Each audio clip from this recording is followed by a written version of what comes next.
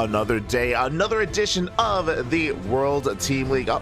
The World Team League Code A 2023 Winter Day number 2. I'm of course Side VIP, and with me I'm joined by the lovely people in the chat and the lovely teams before us. Again, we have two best of 7s tonight. We have Team Rotti going up against KWANGDONG FREECS, and we have Invictus Gaming going up against Berserker Esports as well.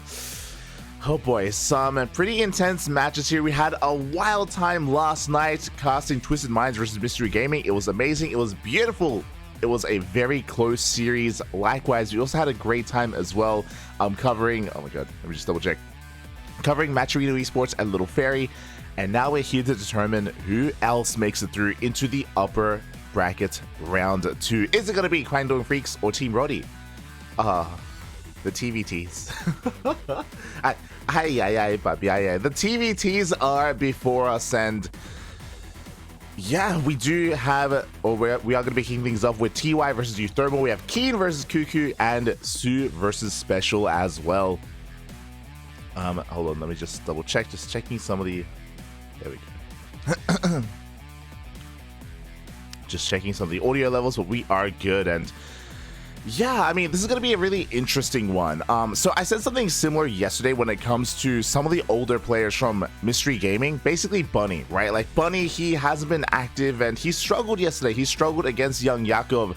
We had a crazy upset in that ZVT, and now I'm curious if we're going to see something similar here. TY also isn't the most active player. He did compete in Code S last season, that is true, but he's not the most active of players. Likewise, Keen as well has stepped away. Sue a little bit more part-time.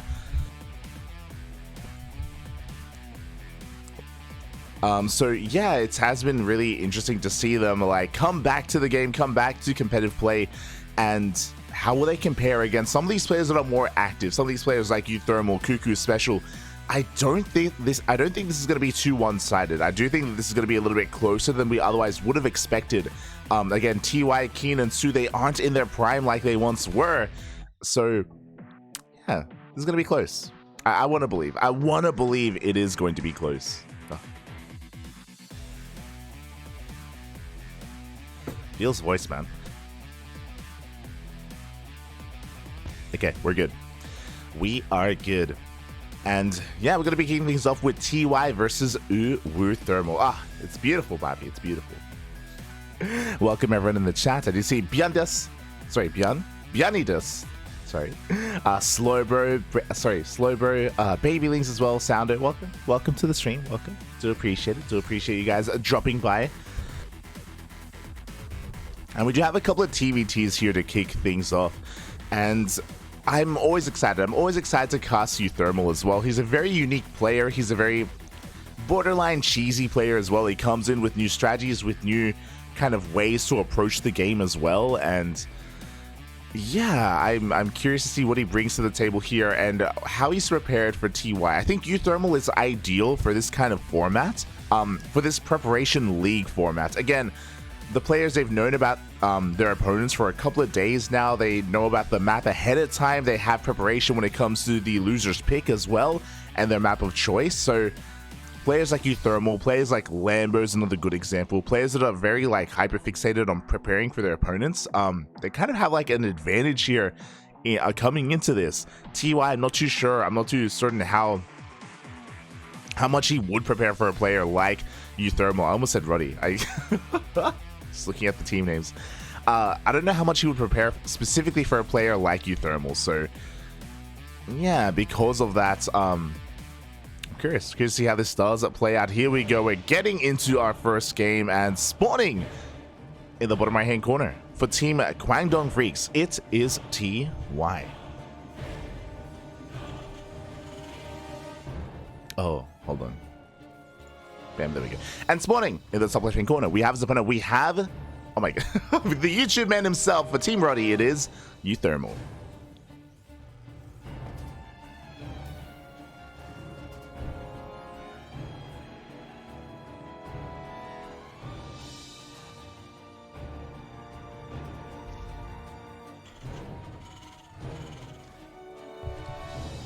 uThermal is the EUTY. I don't know how accurate that is, but maybe.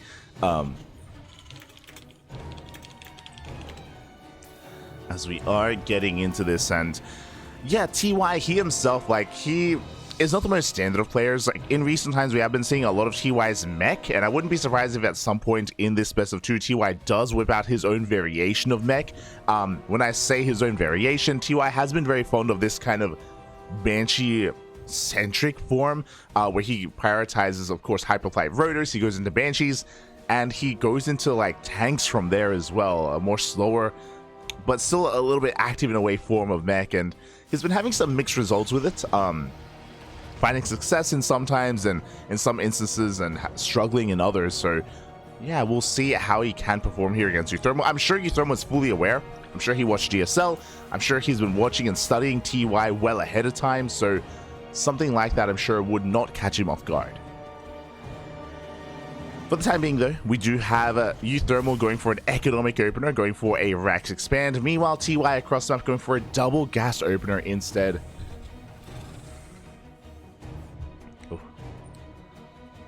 Going for something a little bit more aggressive here, as the factory is already on the way. uThermal is going to be hiding one of his SCVs out on the map. I'm curious if he's going to be going in for a bit of a scout, or if he does go for a proxy starport, which is on the tables after said factory does finish.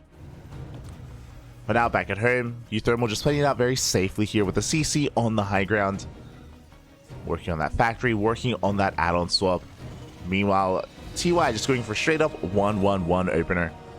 SCV comes in, does confirm the later CC, so uThermal is fully aware, of course, of the opener now of TY, is aware that he's at a unit deficit, and he's going to have to be a little bit more defensive.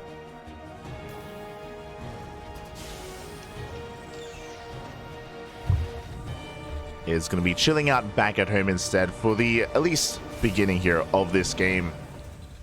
We have TY with a pretty standard setup here. I know it was a double gas opener, but he went into a safety widow mine, so he himself is also taking a defensive position on top of this ramp. Bearing in mind that TY did not scout his opponent, so he doesn't really know how economic or aggressive uThermal is being right now. I'm having a really hard time not calling him the YouTube man. I'm having a hard time. Caster man versus YouTuber. True. See-through in the chat. He knows, Bobby. He knows. As we do have a Cyclone drop set up here from a TY. So here we go. We now have a divergence in the builds. It's going to be a little bit more aggressive here in the early game. Meanwhile, back at home, uThermal is going into a more standard setup. We have a Raven on the way. We have Marines. I'm sure we're going to be getting into tank production. A big part of TVT is, of course, tanks and Ravens. You know, it's all about the positional play. And Ravens, they do, in a way, nullify some of your defender's advantage. As TY throws down a second Rax. Okay. Does show down that second Rax. The drop is making its way across the map. Okay, we've got that Hellion. We've got that Widow Mine as well, going straight for the mineral line here of uThermal. uThermal is quick to react here, trying to force some friendly fire with that SCV. Up! But we do not get the Mine Drag. A clutch unburrows there from TY. But at the same time, he gets across the map as well. He gets into middle line, and SCVs are going down. Both players are going to be hurting here. The Hellions will be cleaned up, but not before dealing an equivalent amount of damage. Oof. As I say that, though, 11 SCVs went down. It looks like that Widowmine shot did manage to go off. And uThermal does come out worse for wear. He's going to be down in workers. Was able to do some counter damage across the map, but TY did come out on top. Did come out ahead there. Looks like uThermal was trying to go for some auto-tard harass as well, but we do have some Cyclones in position. And from here, TY, he's got a 2-1-1 setup. I'm loving that. I mean, I always appreciate whenever we see a 2-1-1, whether it's in TVT or TVP. I always do appreciate it. It's something you don't see often enough, and it's a very risky way to play things out.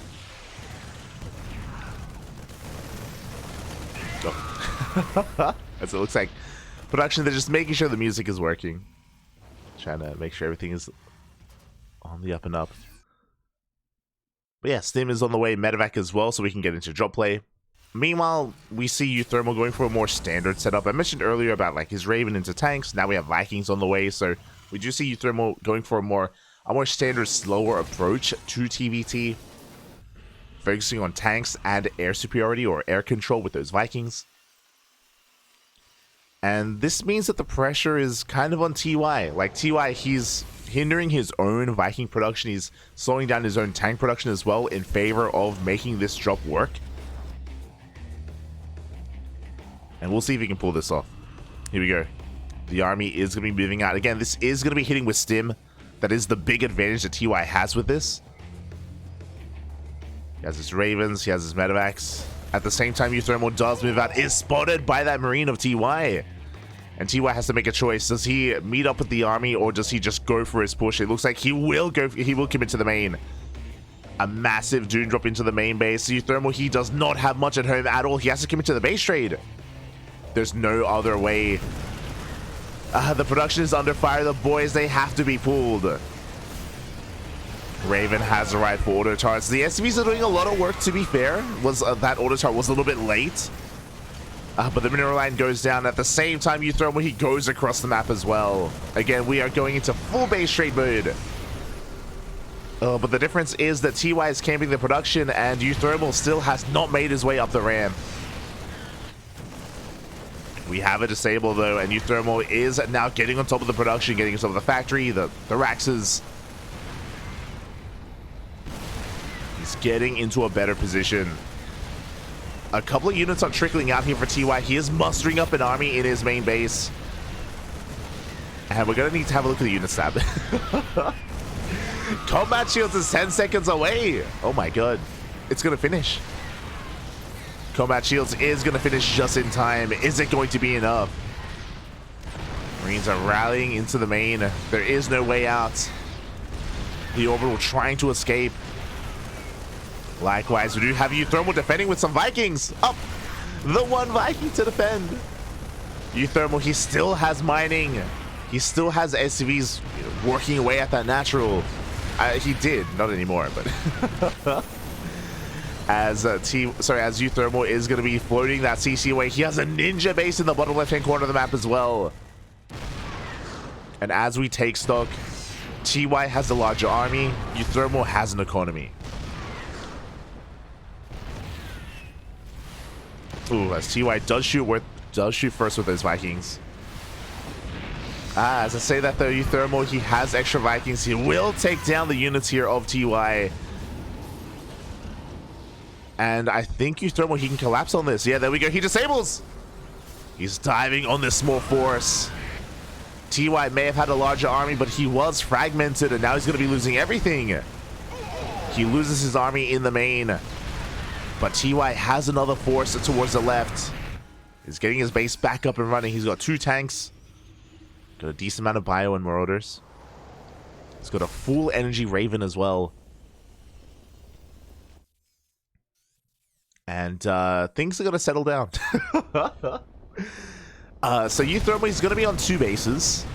He's going to have 2 base mining here. He is cleaning up the rest of these depots.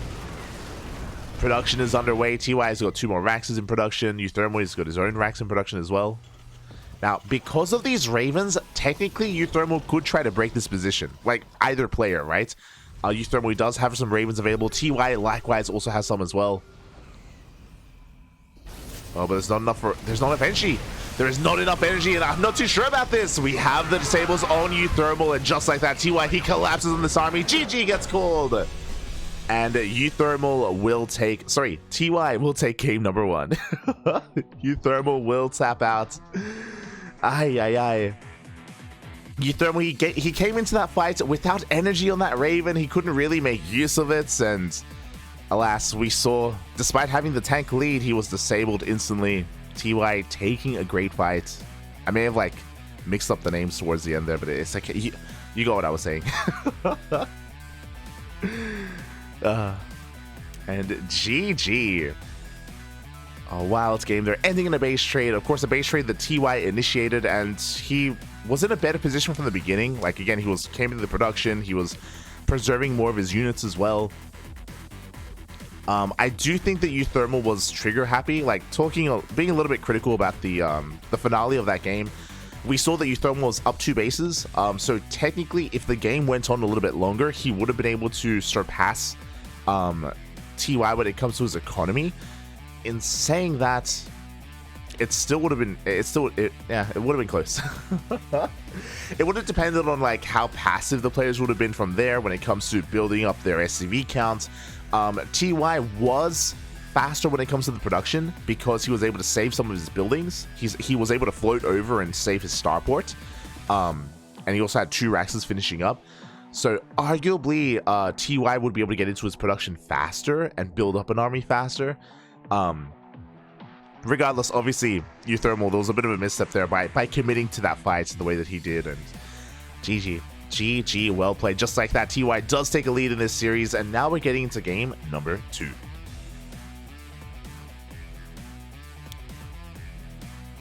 Here we go.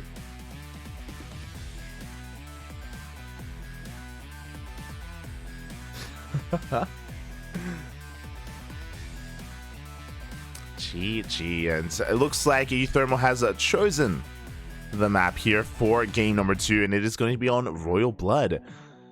Interesting choice here. I mean, Royal Blood is kind of middle of the road when it comes to the base size here amongst the other maps in the map pool.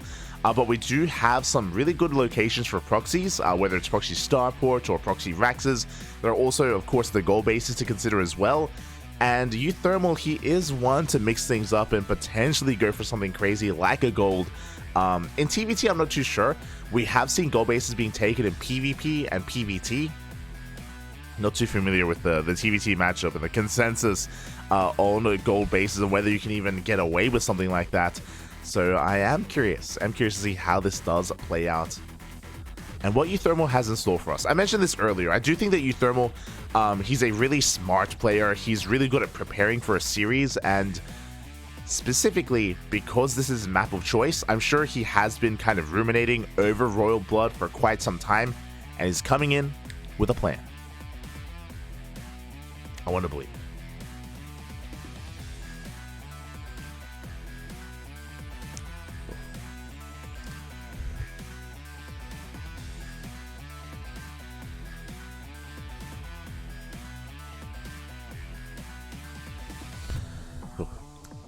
Meanwhile, TY looking strong. Looking good here so far in our first series. I was a little bit concerned. I do think that amongst a lot of the KWANGDONG FREECS players, TY is maybe the most in form. I would say probably more so than Su and more so than Keen and Armani as well. Su has been a little bit active. He has been playing in some weeklies here and there. But he wasn't a part of GSL. TY was, right? Like TY was in GSL. He was putting a little bit more effort in preparation. Or at least he had more kind of reasoning to prepare. So yeah, I do think that arguably TY is the strongest player on KWANGDONG FREECS right now that I think about it. I never really thought about who's like the ace player on KWANGDONG. It's kind of hard to tell. I would say it's a toss-up between TY and Su. I'm a little bit uncertain as to who is in better form at the moment, whether it's Su or TY. But I might go as far as to say it's TY. Oh. That could just be recency bias though, just because again he was more active in a GSL. But here we go, we're getting into our next game, and spawning in the bottom left-hand corner we have the South Korean Terran player for the KWANGDONG FREECS. It is TY. And spawning in the top right-hand corner, we have his opponent. We have the YouTube man himself from the Netherlands, representing Team Rotti. It is uThermal. You thought I forgot about the fanfare, Poppy? No. I got you, Poppy. I got you.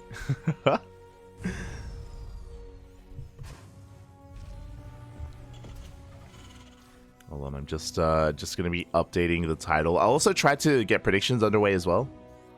I don't think I have my Asher today, so I'll try and do some predictions for the next games. Freeks versus Team Rotti. Alright, beautiful. as we are getting into this, and so far we do have some pretty interesting openers here. Once again, pretty mirrored, I say mirrored builds. Once again, the same openers as game number 1. We have uThermal going for a gas first, a racked expand. Meanwhile, we do have TY going for a double gas opener. So once again, uThermal is being very economic. Once again, TY is going to be a little bit more aggressive and a little bit more, in a way, also safe, right? Like, he is going to be able to get into a faster factory. In case he was being proxied, he would be, you know, pretty well set up here to defend against something like that. So I say aggressive, but also like safe play out of TY. uThermal being a little bit more risky, being a little bit more economic. Rotti, yes. Aye. I mean, to be fair, so fun fact, because we did compete in WTL. When you submit your team, they ask you, hey, what is the shortened version of your team name that you want us to use? For us, it was CranKy, of course. And hey, this is on Rotti. This is he was the one that threw down Rotti, Papi. He wants it. He likes it. He likes the Rotti. Aye. As we do have uThermal just getting into his own CC back at home. Again, was a little bit of a safer variation with the CC in his main base on the high ground. And TY back at home just getting into his 1-1-1, getting his own base on location, working on his safety cyclone as well. Again, just very safe play here from TY. Nothing too crazy, nothing too fancy. Going for the add-on swap, but going for that Raven, I imagine.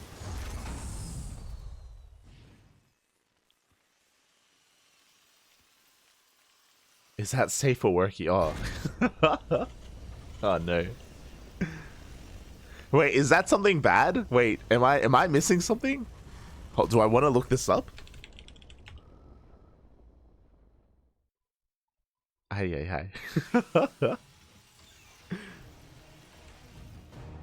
As oh, actually, okay, interesting. So I assume that TY would be going for a Raven opener, but no, my mistake. He is going for Banshees instead. And I mentioned earlier that at the start of the broadcast that TY has been prone, or has been actually messing around with his own style of mech, being very Banshee heavy with, you know, tanks, with tanks and Hellions. And I'm curious if this is going to be the beginnings of that. I'm curious if TY is going to be dipping a little bit more into mech here in this series. But now it's going to be one Banshee into the Raven. He's not going into Cloak. He's not investing into multiple Banshees. Meanwhile, Sun Lock on and 2 Hellions go down. Already a big pickup for TY. uThermal able to take down one of those Reapers at least. Meanwhile, across the map, because the Cyclones are across the map, he's not going to be at home. He can't defend against that Liberator. Banshees are going ham. The Hellions are also going down to the Cyclones. uThermal is losing his army. He's losing some of his economy as well. Back at home, do we have a way to deal with that Lib? We got 2 Marines. Up. And Liberator will be cleaned up. At the same time, the Banshee's still wreaking havoc in the main base of uThermal. Oof. And uThermal's having a hard time here with this. He's got 1 Marine, but it does go down as well. More SCVs are going down. This is getting out of control. Finally, the Cyclone does rock up, but not before losing 14 SCVs. Oh my god. An insane amount of damage. Thankfully, uThermal was able to do some counter damage, so he was able to alleviate that and make up for that, but yeah, it's still a big loss. On top of that, TY, he's about to finish his 3rd base. That's how greedy TY has been. The orbital is on the way. And the pressure is now on uThermal. The pressure is now on uThermal, and he's going for a 2-base all-in. If you can see on the production tab, that is a 2nd starport on the way. So our lovely YouTuber here, he's going to be doubling down on Mass Viking. With a 2-port all-in, you go into a Liberator, and the goal is to be able to overwhelm the siege units and the ground army of your opponent. And there it is, that the 2nd starport has finished up. It's all about maintaining control of the air. And this could be a really good way to punish TY for being too greedy. Like, again, TY, he rushed into a third base, which means he's going to have a little bit less when it comes to the main army. He's not going to be able to keep up when it comes to Viking production. So this is about to get pretty intense. Here we go. TY is going to be moving out. And he's going to run into a massive wave of Vikings. He does have to be very careful with these Ravens. As uThermal is going to be able to hold on. Does manage to get a shot off. Pulling back to the safety of his natural. The Viking count is slowly getting higher. And there we go. The Ravens already taking a big volley. From this point, uThermal can get into Liberators. He has enough Vikings. Yeah, the boys are being pulled. Auto turrets are being thrown down as well, and this is not a fight that TY can take. He has to back off. He has to respect this. As again, uThermal is all in. As he's going to be committing, just sending everything across the map. Oh. Tanks are being caught out. Some good target firing, but TY, he's just bleeding out too many units back at home. What do we have to defend? He's still getting into 3 more Raxes. He has a 3rd CC, which will not help. And TY, he has to pull his own boys. Oof, he has to pull his own workers. Does clean up the SCVs of uThermal. But the Vikings, they're breaking through. Oof, they are breaking on through. Tank does siege, but it is going to go down. And TY, he has to give up his natural. He has to back off. Okay, the Viking count is still insane, and uThermal, it looks like with this 2-base all-in, is catching TY with his pants down, catching him completely off guard, and TY has nothing left. He loses his last Vikings, and uThermal is busting into the main. There are Marines on the way, Marauders as well. Oof. But they're not going to touch these tanks. And we can see uThermal now camping the production. Good. Like TY, he knows that all he has to, if he survives this, he's gonna be ahead, but alas, it's not gonna be enough. GG gets called, and uThermal takes game number 2, tying up the series 1-1. GG. Oh. GG, well played. uThermal was in a lot of trouble that game. He did kind of have a really rough start, especially after the initial trades, after losing so many SCVs. I do think it was really smart of him to go into that all-in. I don't think he actually saw the 3rd CC. I don't think he knew how greedy TY was being. So I think that was a little bit fortunate. It's a little bit fortunate for uThermal for that 2-base all-in to work as well as it did. Also very fortunate as well that he was able to catch TY in the center of the map. TY moving out was a little bit too cavalier, didn't know what he was moving into, didn't know how committed uThermal was, and he was caught out. So GG, well played.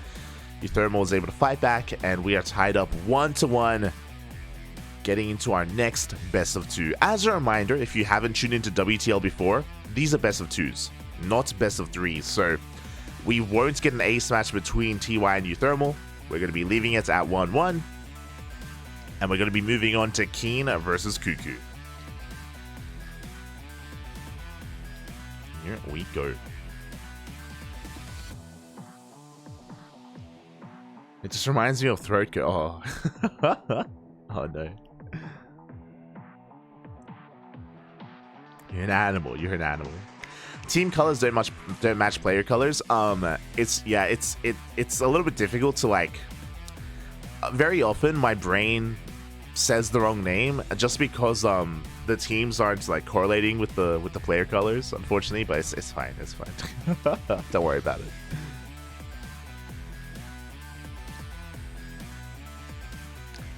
Has Keen played in anything recently? So Keen, I know he played in some weeklies, but you know what? We have the technology. We can just double check. What was the last thing that Keen participated in? Other than the GSL qualifiers. I know that he was there. I know he was in the qualifiers. Outside of that, GSL qualifiers were in June. And he played in a KSL back in May. So it's been a couple of months. It has been a couple of months since Keen last participated or last competed. So because of that, CuKu has a good chance. He has a good chance. We saw something similar play out yesterday when it came to Young Yakov versus his opponent, versus Bunny, where Bunny also has been inactive.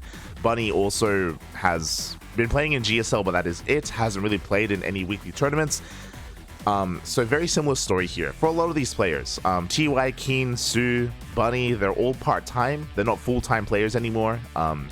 So because of that, they aren't in the best shape that they once were. They're not in peak condition. When you think of Sue, you think of like all the like GSL second places that he got. You think about the IEM run that he went on, but that was many years ago. That was years ago, and at this point, it does mean that the team of Rotti, or Team Rotti, they have a good chance. They have a good chance here to cause an upset. They can fight back. So it's not as clear-cut. Speaking of being clear-cut, our predictions. True. True, Papi. Hold on.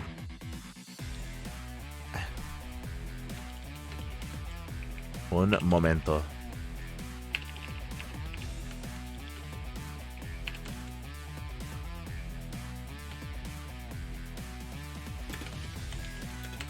Okay, hold on.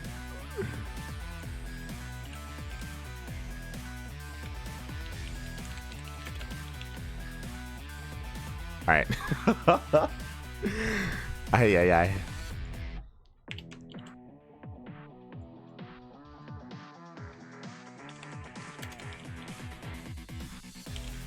Once we do get our map, then we will be placing predictions in the chat. So you can place your bets on who you think is going to take this series, on how you think the series is going to play out.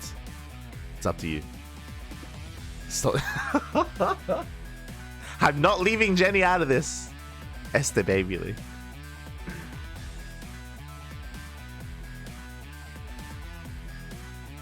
Ay. Not gonna lie, it's an awesome name for a team. I guess so. If the prediction doesn't say that, what the hell are the throat goats? What even is that? I don't even know what that is. I don't know the meme, papi.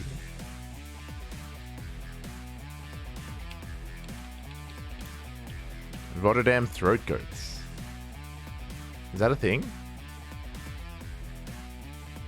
Does Rotti like the throats? Ah.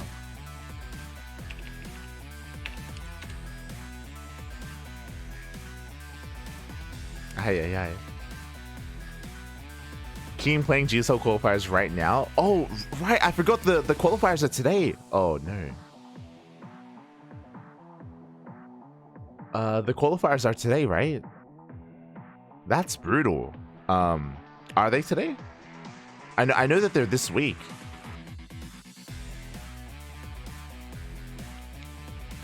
I'm checking Team Liquid.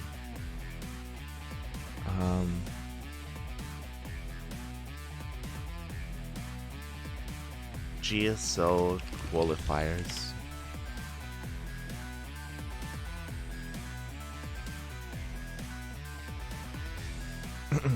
Okay, GSL qualifiers application period. Yep, they're today.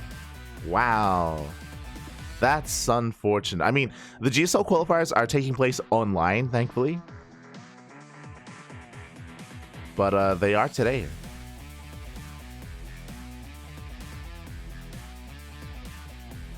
Ay.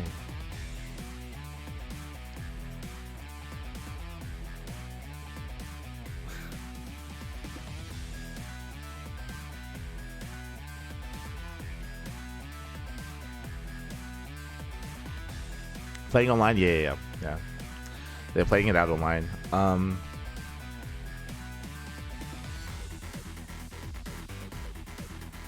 Hold on. I don't want to. Do you think Keen is in a game right now? Okay, there we go. Do you think? No. I had the predictions ready. We're skipping it. It looks like Keen and CuKu are not available at the moment. It's very possible that Keen is playing in a qualifier match for Code A. Sorry for GSL. Sorry for Code S. So we are going to be going into Sue versus Special first. I had such a nice prediction. Smooch. Alright, hold on, I'm getting things ready.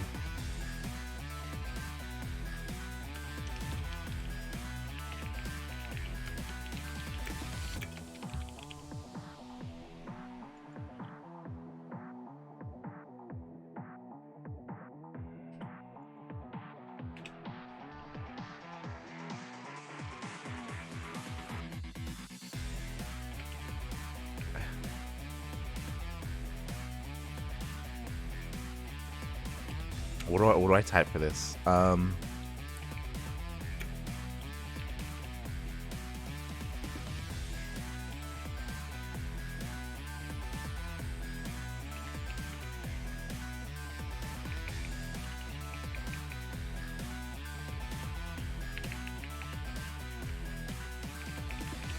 don't want to be mean.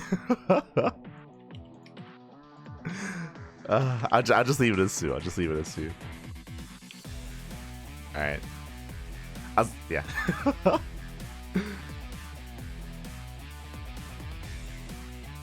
I want a keen celebration on camera. True, true. Feels bad, man. Keen now playing qualifiers, so maybe Sue play first. Yeah. Do you have Kronos? Do you have the challenge bracket for the qualifiers? I was actually trying to look them up. I was trying to look for them.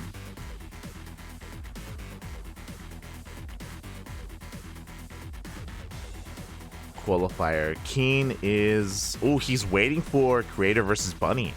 Okay. The qualifiers are almost over. They're almost done. Oh my god.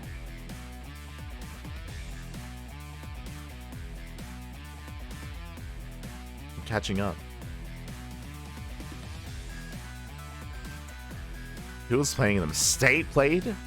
Rex? Let's go. Lunacy? Lunacy beat Armani? Oh no, Armani! That's so smudge. Armani, shout out to Lunacy, but for Armani to lose there, that doesn't bode well. Doesn't bode well.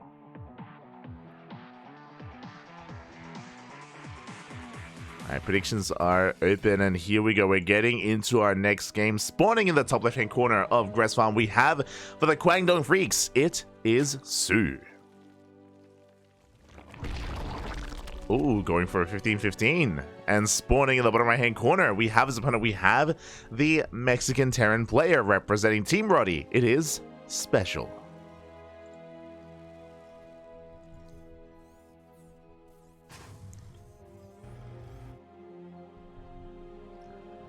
Can't post a link. No, it's okay. Kronos has us. He's got us covered. He's got us covered.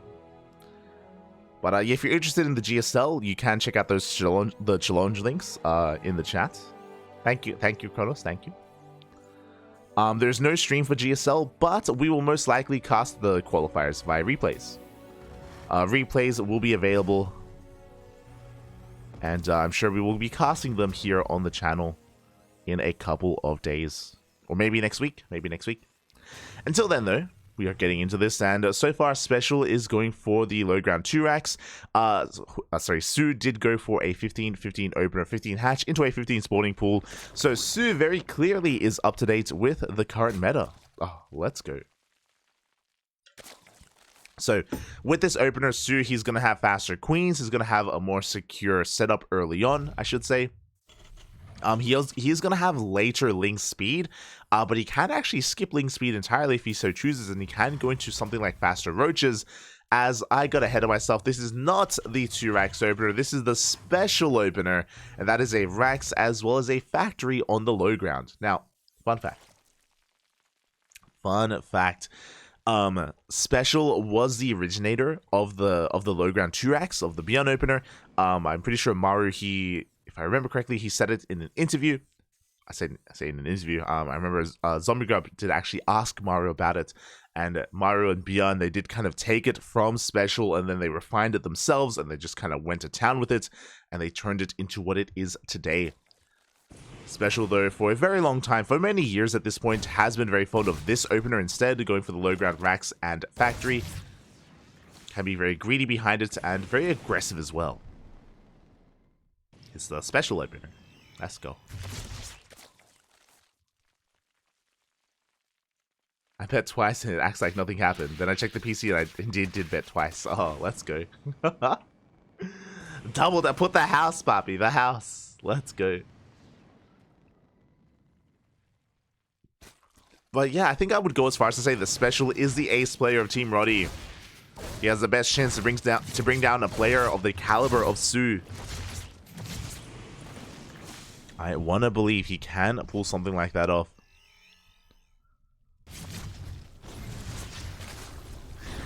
Meanwhile, we do have a Hellion dipping into the main base as well. Only a single Hellion, but this early on, it can wreak quite a bit of havoc. As the drones are kept alive, and the Hellion is going to be zoned away. Oof. A little bit of miscontrol there, but the Hellion will go down. Behind this, the Reapers, they dive into the mineral line as well. But the Queens and Lings are going to be able to keep up, and we may even focus on one of those Reapers. Oh! Oof. Reaper goes down. So far, a good defense by Su. And Special has been bleeding out a couple too many units. He does at least get eyes on the overall build. And behind this, he's getting into his 1-1-1 setup. Medevac on the way for a push. Oh my god. As we're getting into Stim. And this is what I assume. So, because in a 15-15 opener, which Su did go for, because your gas is so late, typically you do skip link speed. And Su, again, is rushing into a Roach Warren. Is going to be going into Roach play, which has been very popular in current meta. Serral, Dark, even Raynor, they have been very fond of these like Roach heavy styles in ZVT, just to be safe in the early game. Here we go, the drop is moving out across the map. Su should be in position. He's got some Queens, he has a handful of Lings, Lair is on the way as well. And interesting, behind this, Special is almost setting up for a 2-base all-in. He throws down 2 more Raxes. He still doesn't throw down a 3rd CC.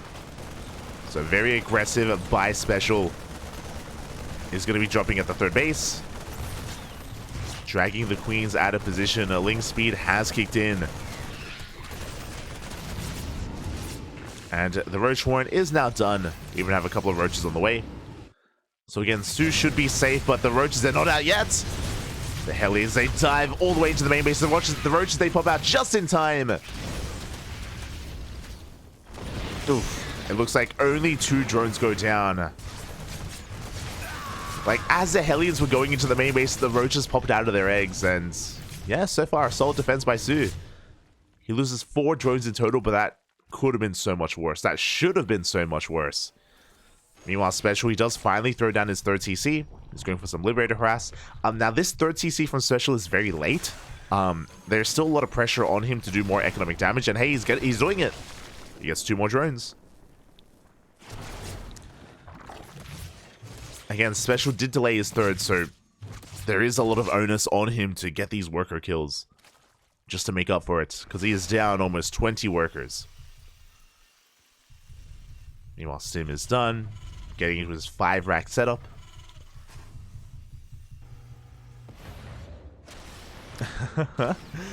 Liberator even chipping away at these Overlords as well. Doing whatever he can. And as Special is getting ready for his 3rd base, we do see that Su is also working towards a 1-1 Roach timing. We have a +1 range and +1 carapace on the way. Now we'll see if Su decides to drone up more than 66. This worker count that Su is on is basically 3-base saturation.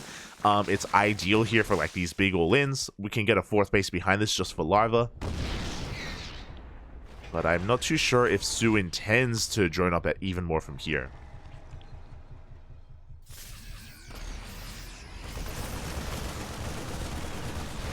And he could be looking to max out. Is going to be forced to cancel his 4th base. Does get a kill on that Cyclone. And Su is in position in the main. Does focus down one of those Medevacs. He's going to lose 2 Queens in the process. Oh, never mind. Only 1. But it looks like upon losing his 4th base, Su, he's actually droning. So he makes a decision. He is not going to go all in. He is making workers. He's rebuilding his 4th. He's got a Baneley Nest and an Infestation Bin on the way. So Su is thinking further ahead. He's going for a later game. He is not going to hit that timing. He's not going to go all in with 1-1. So the game will progress from here. Meanwhile, Special, he's getting his third up and running, is working on 2-2, or 2-1 actually. Vehicle weapons on the way as well. And Special, he's just solidifying himself on 3 bases. He's being active with these drops, but he's keeping his tanks at home. And he's being so annoying here with these Liberators. Oh my god, finding even more drones.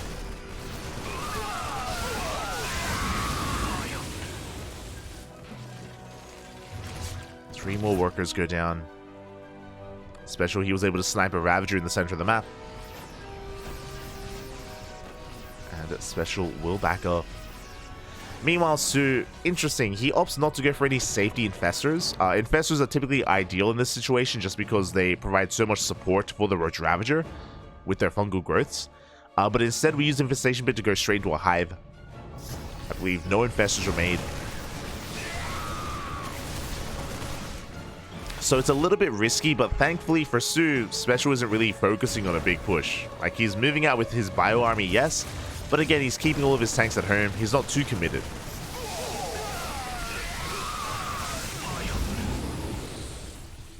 As Special is doing the best he can to keep the creep in check, at least in the center of the map. Liberator still rotating around, just being such an annoyance here for Su. Finally, he cleans up the Lib. But it did so much for Special.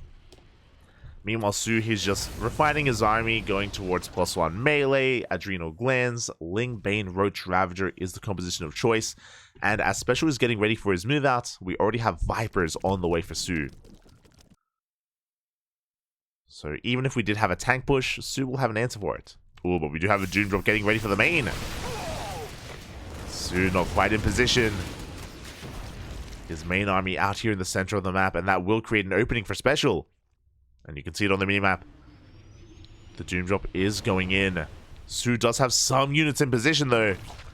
Yeah, he's got a handful of Banelings. He has some Lings. He does fend it off. He holds. Behind this Aspiring production. To get into Mutas, maybe, but more than likely to get into some of those Broodlords instead. Big tank volleys are going off. Su does get caught in the center of the map. Not the best trade for our Zerg player. I believe the Vipers are still gathering energy. Bailing speed is still on the way. It's not ready for this. Su has to take this slow. Slow and steady for Su. Wait for Bailing speed to finish up in a couple of seconds. The Vipers have arrived. And how spread out are these tanks? They're pretty well spread. But here we go. The army is rolling on in. The Blinding Clouds are thrown down as well on top of the tanks. And it looks like Su has a bit too much. As it cleans up the tanks, he gets on top of the Marines. Su is going to be forced back, but he did more than enough. He has Banelings left over. He still has plenty of energy on these Vipers as well. 4 more Blinding Clouds. Special is not slowing down. He wants to keep pushing.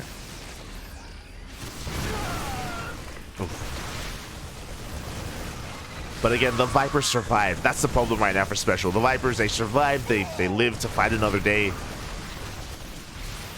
And they're going to be able to throw down those Blinding Clouds again. Yeah, they're ready for it. Here we go. Su once again looking to collapse on this army. Goes for the abductions instead. Just because why not? And Su, he cleans this up. Special, even without the tanks though, he's pushing on forward. We have to make sure we don't run out of Banelings.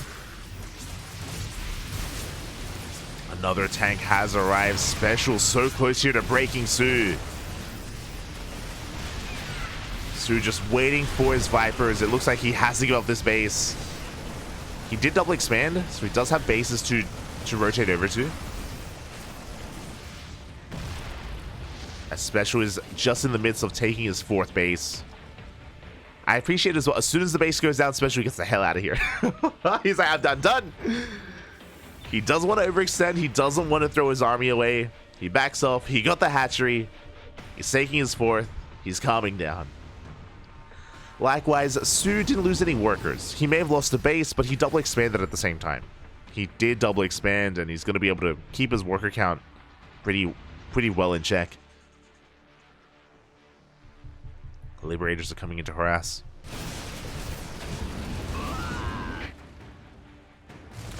Su does keep up with his queen at least. And so far, Special isn't really gaining too much ground. I mean, at least he killed a base. That was nice.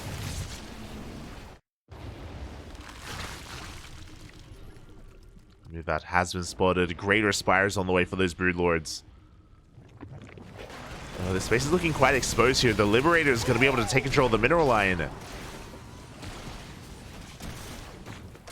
isn't much answer for it. As we're forced to use a couple of these parasitic bombs. And it looks like Special is going to get cleaned up. At the same time, he also gets caught. Marauders go down. Su, he takes care of the Liberators, takes care of the drop. It's going to lose a couple of drones, but nothing too serious. But again, at least Special has a 4th base, so he has the economy to like sustain these losses. He can keep going. He has to be careful though. He has been losing some high-tech units like Liberators and tanks. He can't be too careless with them. As he's getting into ghost production, we do have a double jump going into the main. Special making 4 ghosts at a time.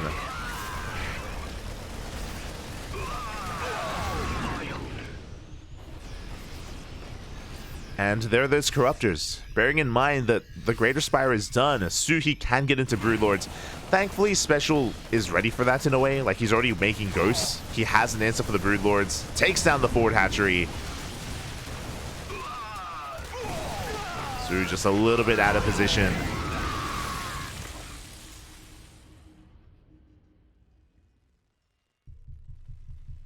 There's a jump happening. But it looks like the jump has been cleaned up. And finally, Su, he deals with all the aggression. He himself can be a little bit assertive as well. Does catch a tank. Ooh, a Ling run by hits the planetary, but he's going to be able to do a surprising amount of damage here. Gets on some of the SCVs. Ooh, every worker goes down, and the planetary as well. Oh my god. Su. Doing so much with so little, getting 10 SCVs and a planetary for a handful of Lings. Oh, Su almost killed his natural. But there we go, the Broodlords have arrived. There is a double drop getting ready to go into the main, sorry, a triple drop even. I believe all the Corruptors were morphed into Broodlords, so there's very limited anti-air. I think the only anti-air is still the Queens and the Vipers.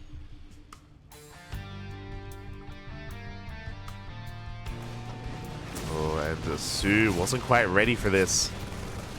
His army was out on the map. As Su is being dragged back into his main base, we do have Special looking to be active once again with another drop towards the south.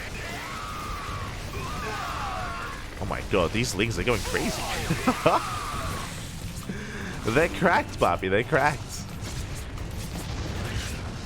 As the medevacs are going to be going down, the Broodlords are kept on the front lines. They have been scanned. They have been spotted. And I think from here, Special has to take a more defensive role. He has been a little bit too careless with these drops. They have been cleaned up, and now he has to defend back at home, but he's down in supply. Special is vulnerable right now. And Su is maxed.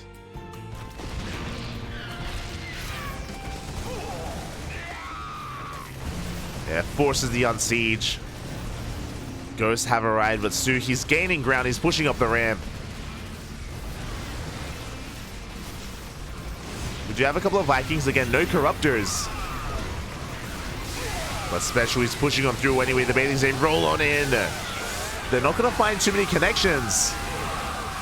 They do though. Initially, they didn't find connections, but on the right-hand side, they do crash into the Bio Army. Special is going to be able to hold on. Does get some key snipes here on some of the Vipers, on the Broodlords. But from here, Su, he can just transition into more Ling Bane. As Special is chasing him down. Up! The Broodlords, they turn around, they take down 3, 4, 5 ghosts. the ghost fall, and Suhi turns back around. He wants to take a fight. Getting on top of the production. Catching some of these reinforcements, and this, you could argue this is a little bit wasteful for Su, but he's getting ghosts. That's the most important part. He's getting ghosts, getting marauders. GG gets called, and Su will take game number 1. GG. Whew. That was yeah, that was pretty crazy from Special. He was hyper aggressive, arguably too aggressive. I did like the beginning when he was able to barely break through and kill that triangular third base of Su. That was good, especially because he backed off immediately after that. But following those moments, you saw that Special, he was very active with drop play, but he wasn't really getting a lot of damage with it. He was getting like 2 or 3 drones, 2 or 3 workers at a time. He was forcing reactions out of Su, yes, but it was just they were really expensive losses. He was losing Liberators, losing Medevacs, losing Marines, losing Marauders. By the time Su eventually got into his Broodlords, especially, he was down in supply because he was just spending so much of it just harassing across the map and trying to make these drops work. And it did mean that Special, we mentioned it at a time, Special, he had just lost an army and he was vulnerable. He was not ready for an attack and assault at his third base, so a very strong timing with those Broodlords happened to coincide with Special losing some of his drops. And GG, well played. Things just escalated a little bit too quickly out of control in favor of Su, and Special wasn't able to really get into the late game, really cut the map in half like I'm sure he wanted to after he saw the Broodlords. You could also argue maybe from Special was a late scout as well, a late scout of the Greater Spire, a late scout of the Broodlord, so he didn't realize that he necessarily had to calm down a little bit and fortify himself and get ready for those Broodlords. Regardless, GG. GG, well played. Oh, that is game 1 in the books, and now it's going to be Special's map of choice. It is on Special here to bring it all back. And we'll see what he goes for. So Special, he's not afraid of mech. He's willing to whip out mech if he needs to. He's willing to cheese. Like, I think that's one of my favorite things about Special as a player, is that he is a little bit unpredictable. He does have a lot of unique builds specific to Special, to him.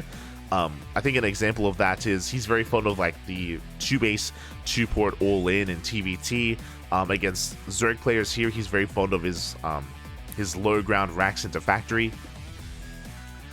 He's very willing to proxy, willing to play different forms of mech, just like TY, going into like this heavy Banshee style. We'll see what he goes for. What does he decide to whip out?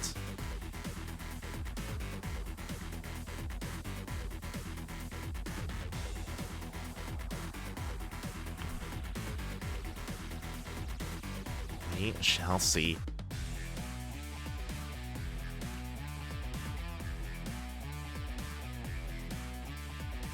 Double the excitement. Oh, beautiful. Hello, Sayo. Hello.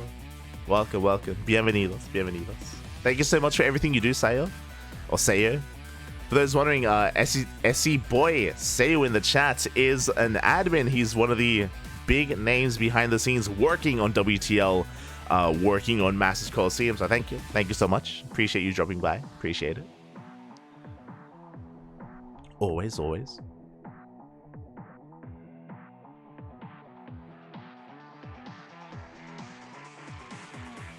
And yeah, Special is still just deliberating what map he wants to play this out on, where he wants to go.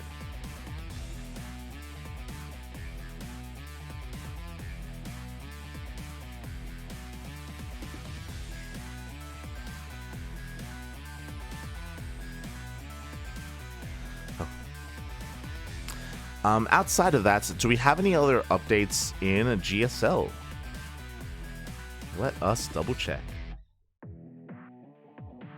Show me the GSL brackets. Let's have a look.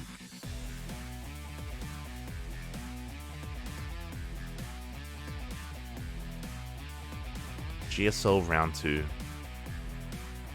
on a challenge. Keen. Esther Keen. Keen is currently playing against Bunny in a TVT. It's a TVT, and that could be a long one. I'm sure Keen, he's hoping. Special, take your time, Poppy. Take your time. Take all the time you need. While Keen is still playing out his series.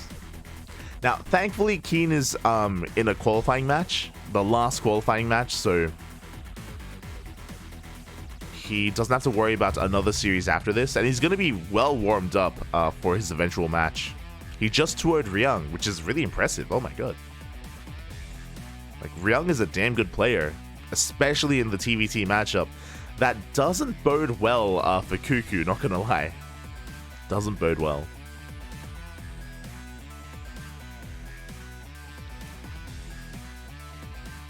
Keen, what else did he do? He took down Nice, went to the ace match against Ragnarok. Impressive. TY a little bit smudged, but TY actually lost to Su in the GSL qualifiers today. So that answers that a little bit, maybe. I was like deliberating, who's the ace player for Kwangdong right now? Is it Su or is it TY? I mean, they went to the ace match, to be fair, so it is close between them, I guess. Tis close, tis close.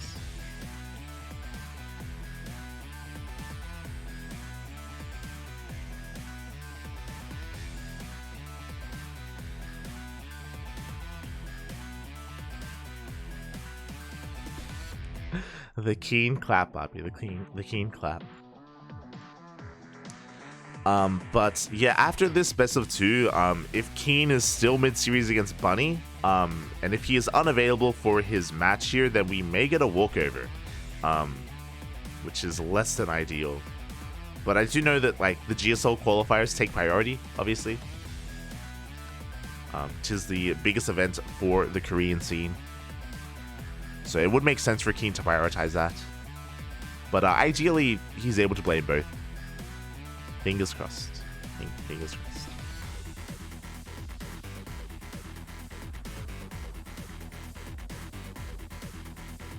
It is unfortunate that they had to overlap. Unfortunate.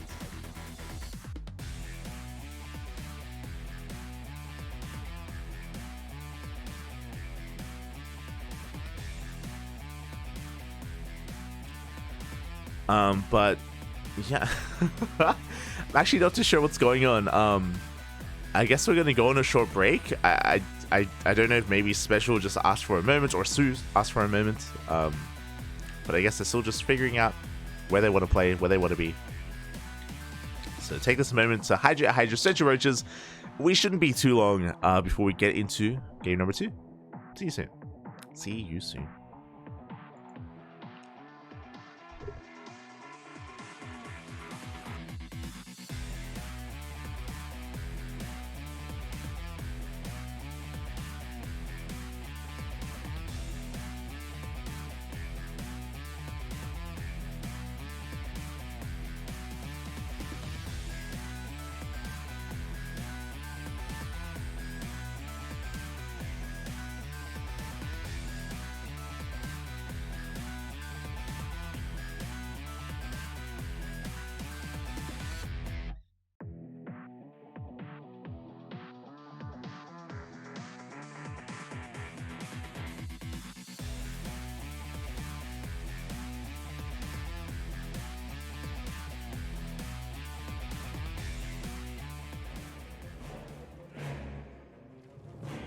And we are back, getting into game number 2 in this best of 2 series between these two lovely players. In the top right hand corner, going for a 15 hatch, it is Su for KWANGDONG Freecs.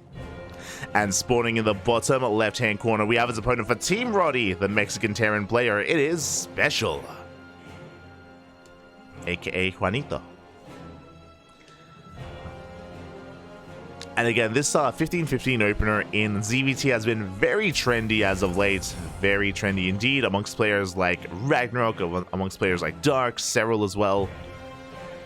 We saw Serral using this opener quite often in Masters Coliseum against both Bjorn and Cure. And Maru. And likewise, Su is doing the same. Again, it's a very safe way to open, especially if you do intend to go roaches.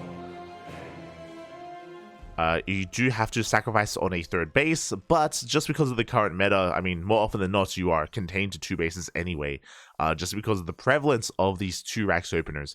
As we can see, Special is not going for a low ground 2 racks, he's going for a racks into a factory. He did the same thing in game 1. This is the Special opener, not to be confused with the low ground 2 racks. As he is looking for his expansion. Again, this is something that you can do on Royal Blood, just because the entryway into the natural is very narrow. It only takes these 3 buildings to wall off. This is the most narrow choke point, or the narrow entryway into the natural out of all the maps in the map pool. So Royal Blood is unique in that sense. And we'll see how things play out from here, as the first Reaper is making its way across the map. Oh, and we may have lost music. No, where's the music, Papi?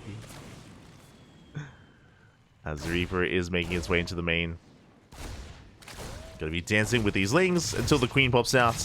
Again, the Queens are a little bit faster because of that faster spawning pool. And Special is forced away. Okay, he's just going to be rotating around. He's going to be checking for a third base, but again, we will be delaying the third. And Special goes for a third CC before Starport, so a much more economic opener this time from Special. We saw in game number 1, Special delayed his third base very heavily. It was a very late third from our Terran player. This time, a lot faster, so much more economic. Special, he's just taking a very different approach this time. But I don't blame him. Royal Blood is kind of notorious. Oh, as he's getting into a 2-1-1. Starport is on... Oh, sorry, that's actually the Rax is floating over. So Starport is on the way. But Royal Blood is notorious for 8 Raxing. Sorry, for 8 Raxes. Very common on this map. To just go for big 3-base all-ins for these big timing attacks.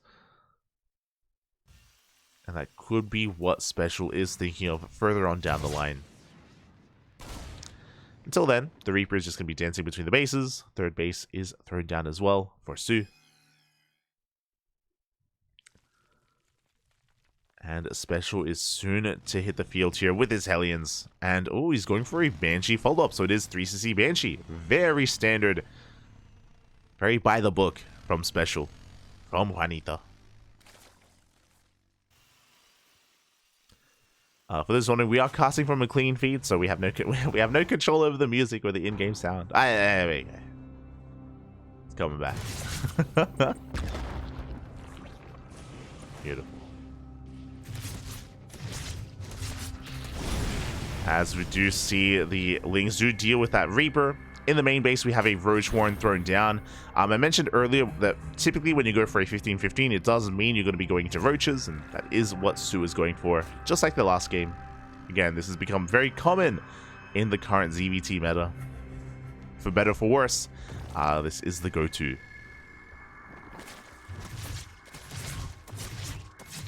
Meanwhile, the Hellions are going to be threatening that third base. They don't quite find any damage, though. They are forced back. Spores are about to finish up. Banshee has hit the field. But the Roaches are coming out just in time to deal with these Hellions.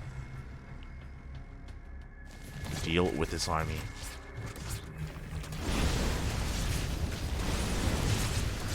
Oh, the Hellions, they don't care about the Queens, but they run into the Roaches. They're going to be able to get a couple of drones. 3 workers go down. That could have been so much worse. Again, those Roaches, they came out just in time. And Su, he shuts down the aggression from Special. And now Su has map control. Now he's chilling. He is free to throw down his Evo chamber, saturate his bases, throw down a 4th base as well. Su has a lot of freedom available to him.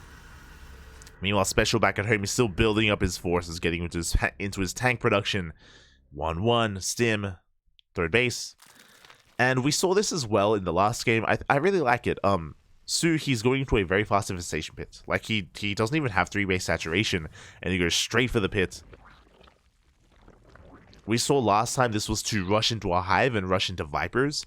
I wouldn't mind him going for infestors first, and then into a hive. especially considering the map that we're on, but we'll see. We'll see what he goes for. Either or, both spellcasters do provide quite a lot of utility to the army of Su.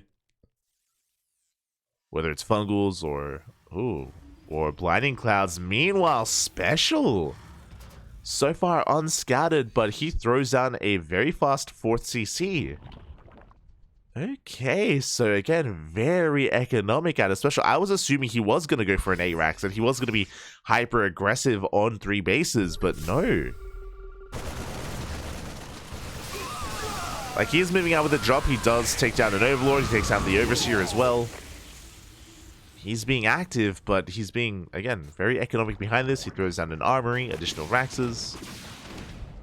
Not too sure if the 4th CC has been spotted yet.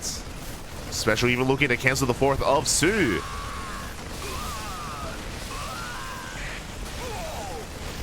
Oof. Really good target firing. 4 roaches go down, but the Hive is on the way. So even though Special is being very economic, we can see that Su is likewise also being very greedy as well, rushing into that Hive. His worker count leaves much to be desired. I do think that Su could be a little bit more greedy, but at least tech-wise, he's doing well. Rushing into the Hive, rushing into Vipers. And these are things he can get away with. Adrenal is on the way. Good target firing, especially he does take down a Ravager at least. For the most part, Special is forced back. You can see the 4th base of Special on par with the 4th of Su. And Special is looking to just snowball out of control. Su, though, again, with those fast Adrenal Glands, with the fast Vipers, oh my god, I assumed he was just going to be going Ling Bane, Roach, Ravager, but no, he's going into an Ultra Cavern. Is this too greedy? I am concerned. Ultra Cavern is on the way. I could be wrong, but I'm pretty sure we don't have Bailing Speed.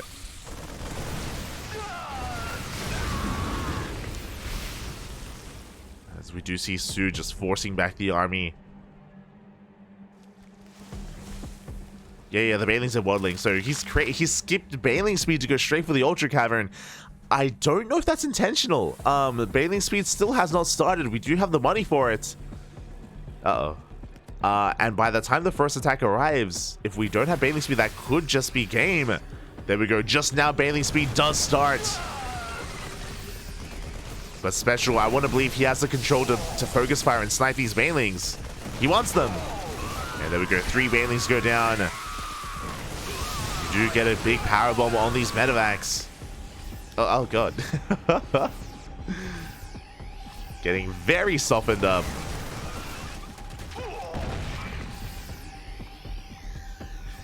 As Special is double expanding, is throwing down a 5th CC and a 6th CC as well. But what's important is that Special wasn't committing to any attacks. He was keeping his tanks at home, and he's only been harassing and pushing in with Marines, with drop play. And that means that Su has gone away with the Hive. He has gone away with the Ultras, Kindness Plating, late Bailing Speed, 5th base. Special, he's only been applying light pressure, and because of that, Su has gotten away with a lot. Now, you could argue that, likewise, Special has also gotten a really solid economy behind this, and that is true. Special, he does have a good economy, but when it comes to the quality of the army, I do think that Su has Special beat. Special doesn't have any ghosts. He's relying on Marine, Marauder, Tank.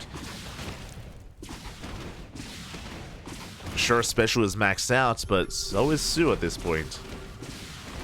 And the upgrades are kicking in. Medevacs have not been repaired, by the way. One good power bomb is all it takes to bring them all down. As Su is getting ready to collapse on this location, Special trying to set up a siege line. And here we go, the Lingbane Ultra's rolling on in, and there's nothing to stop Special. Sorry, there's nothing to stop Su. Special is being overwhelmed. Yeah, the tanks, they go down. We don't even need the Blinding Clouds, apparently. The tanks fall, and it looks like Special may be able to barely hold on. There's that powerbomb. Oof. Taking down a lot of those medevacs. There is a drop across the map. And it gets a base, which is nice. It is something. At least it keeps the base count in check of Su. But Su from here is just rebuilding his Thors. We're rebuilding his Ultras. Getting into the rest of his Vipers. Special did hold on to that base. He did hold on to the planetary. Or the would-be planetary. And arguably Special has a better economy than his opponent. So this could still go either way.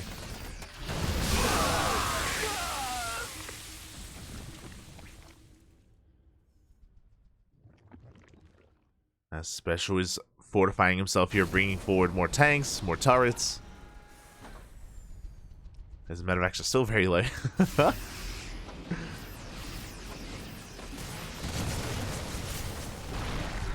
I am concerned. But here we go, Su committing already here, pushing up that ramp once again. There are 2 tanks in position and that planetary, but the Banelings are rolling in. And it looks like the planetary barely does go down. Special very quick to replace it, but it's going to be an orbital, so this position is going to be far weaker than it once was. And Su, he can remax, rebuild, and push in again. Special double expanding, trying to take bottom right hand side as well. He is attempting to establish a 5th base. I appreciate that he's going to be sending out a drop. We saw how well one drop did earlier, taking down an entire hatchery. So there is a lot of potential there. Now we have Ghost in the mix. We have snipes available for those Ultras, for the Vipers as well. Masua's remax, he's getting ready for another attack. Pulling the trigger once again. And again, this time there is no planetary. This position is so much weaker. We're pushing on forward, getting on top of the line of tanks. A big blinding cloud as well. And it looks like Su is just snowballing a bit out of control. Oh my god, there's so many blinding clouds. Banshee finally falls to the biles. And Special's going to be able to hold on. But he lost a lot of high-tech units. A lot of his tanks went down. Once again, the drop comes in. And once again, Special may just be able to snipe this hatchery for the 2nd time. Not this time, though. This time, Su will save it. He has 1 lone Ultra in the natural. Let's go. Is going to go down. But again, Su, he has a good enough economy to just keep rebuilding, remaxing. I did lose a couple too many Ultras that time. But he is happy to trade.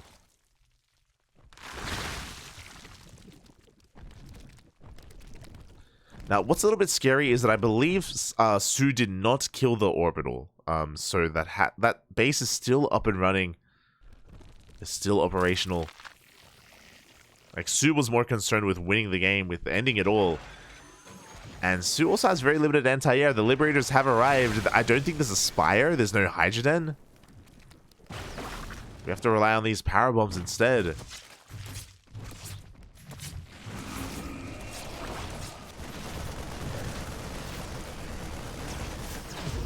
Oof. And it looks like Special has correctly identified this, so he's doing a great job at abusing the lack of anti-air. We have another drop being sent out. There we go, 2nd starport and a fusion core on the way. Meanwhile, oh my god, we do see Su once again pushing up the ramp. Gonna be going straight for that planetary, straight for the mineral line, and oh my god, 26 SCVs go down. Earlier, whenever he attacked this base, we didn't really have saturation. This time there was. This time, an insane amount of workers just went down. Ooh.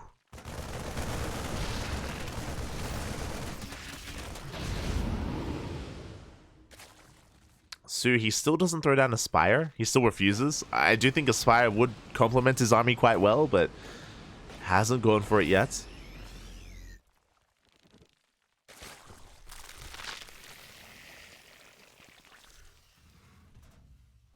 That one drop being such a nuisance to Su.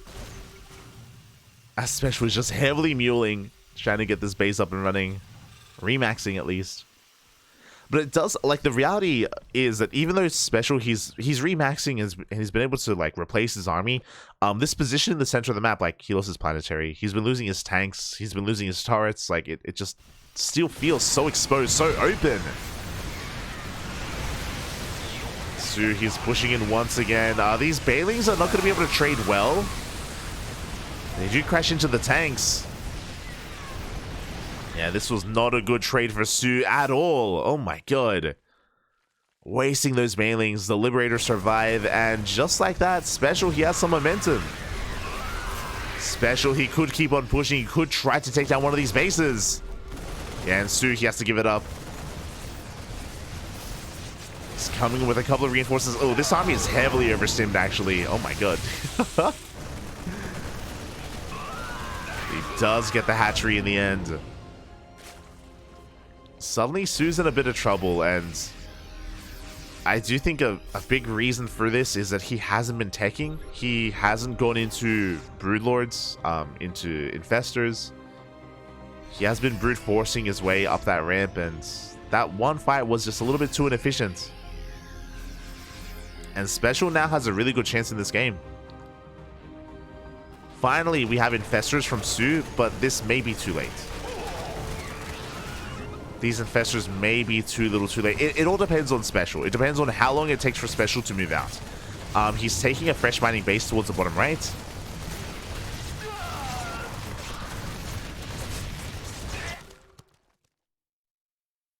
He has now established the center base as well. Special has a pretty refined army. Su still doesn't throw down the Spire. Yeah, he has been just a little bit stubborn here. EMPs on the Ultras, not the best move. Ghosts are going down. Oh my god. A very efficient fight for Su. He almost reset the ghost count. And now suddenly, Su is the player with momentum. He takes down the Mineral Lion. Su may be down in the supply, but he's going to be able to remax. He's going to be able to rebuild.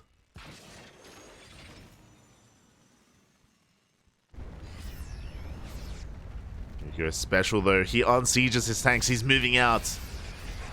The moment we've been waiting for. Special not just attacking with a Bioforce, but moving out with the rest of his army as well. Oh my god. He's going to be taking a big Bailing to the face. So the Infestors, no! One Infestor goes down. He's going to get the second one as well. Oof. A rough loss for Su. You have a pretty big power bomb though, and oh my god, it's doing so much damage.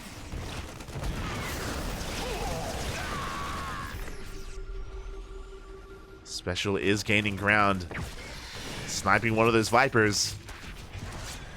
Su losing almost every single one of his spellcasters. Yeah, this hatchery may go down. Big snipes on the Ultras. 3 more Infestors are coming out. I'm not sure if we have Pathogen Glands. Finally, we have a Spire. But it's such a late Spire. Bases are under threat.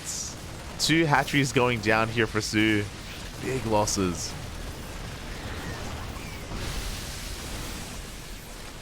And again, there's no answer to these Liberators. They're just going ham on the ground army. Special double expanding, taking bottom right and left. Or trying to, I should say.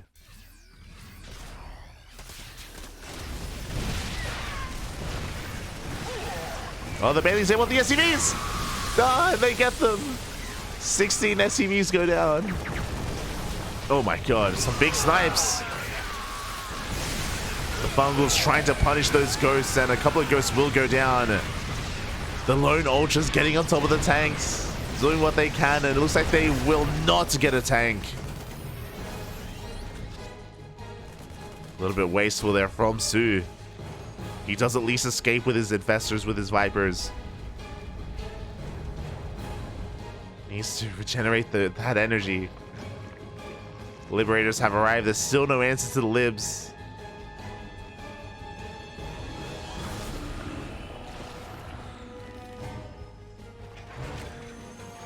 Yeah, the freedom, Bobby. Liberation zones are thrown down, and Su again has no answer. He's being bullied back into the corner. Special, his base on the right-hand side did burn down, but he's getting another base up and running over on the left. Su knows he has to do something to stop it. Another Liberator on the right-hand side, getting even more drones. And these Liberators, they're winning the game for Special, to be honest. they are doing so much work for him. Harassing with the main army. Finally, Corruptors are arriving, but these Libs, they've already done so much.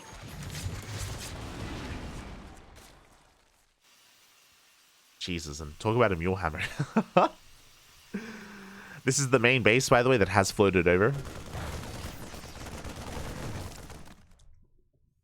Special getting it fully up and running. Okay, we have a line of tanks, Liberators, turrets. The ghosts are here. It's going to be very difficult for Su to break that base on the left-hand side, but he has to is a problem. Like, there's no other way about it.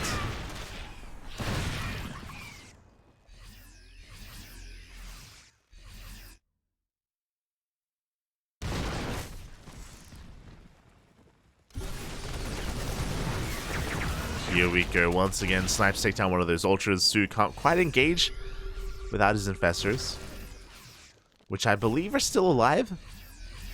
We didn't see the infestors go down unless a Liberator managed to catch them. A couple of Corruptors have hit the field. There is no Greater Spire. Oh, Special looking to take the gold.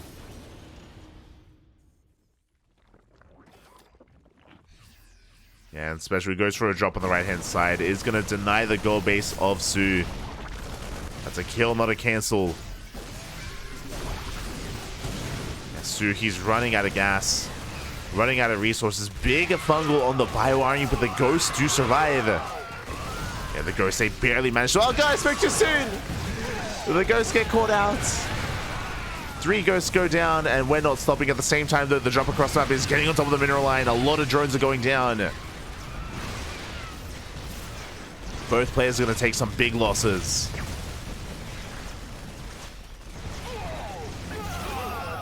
As Special loses the mineral line, but he kills 2 bases. He gets the gold and the hatchery on the right-hand side. And I think Special comes out on top. Like Su, he's just been losing too many bases. Even losing an Ultra as well.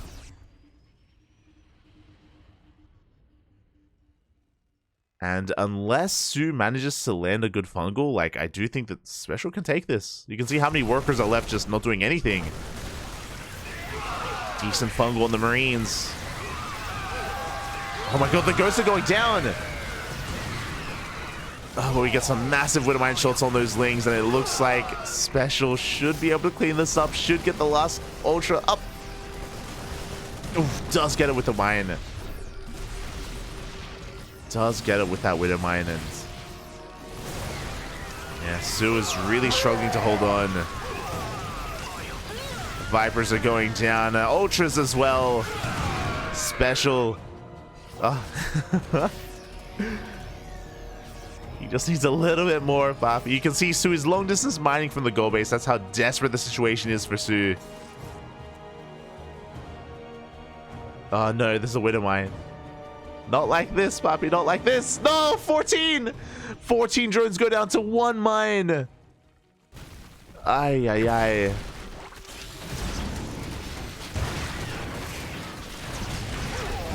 Su is fighting his heart out.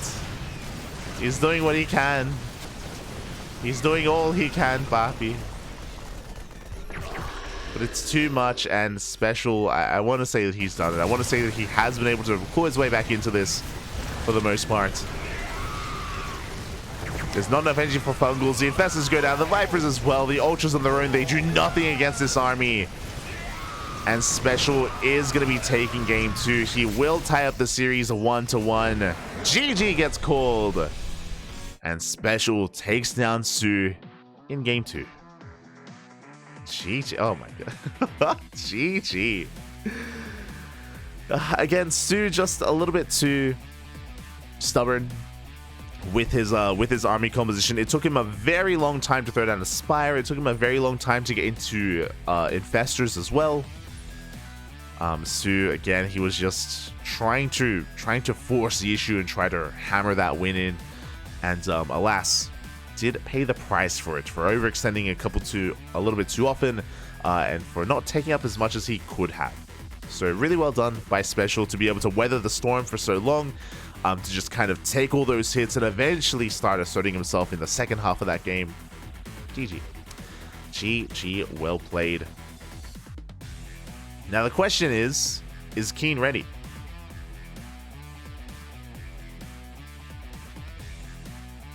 Is Keen ready for his next game? Has he finished up his matches in GSL? Let's double check. And he has. Oh, hopefully he's feeling okay. Keen versus Bunny did conclude in the GSL qualifiers, and Keen should now be available here for this next match. Which means we can get predictions. Predictions, Pappy, predictions. Oh, I don't have too much time.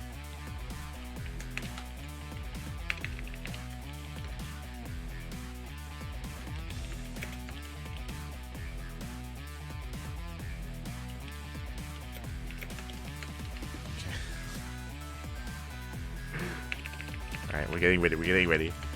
We're getting ready for our final best of 2 of this series. It is going to be Keen versus CuKu in a TVT on Near Humanity. Here we go. I guess Radin gained nothing. I mean, no one placed any bets on any individual like 2-0. But here we go. Predictions are now open. We're getting into our next game. Spawning the top left-hand corner of Neo Humanity for Team Rotti. It is CuKu. And spawning in the bottom right-hand corner, we have his opponent. We have the South Korean Terran player just finishing up his GSL run. It is Keen.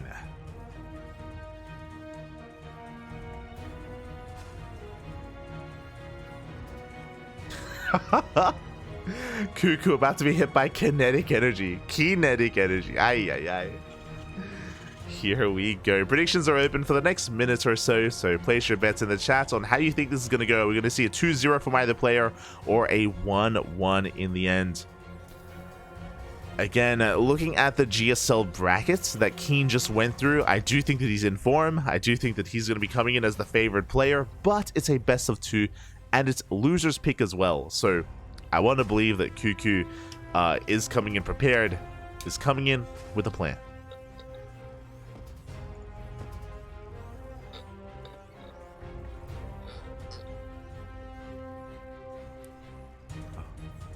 Here we go.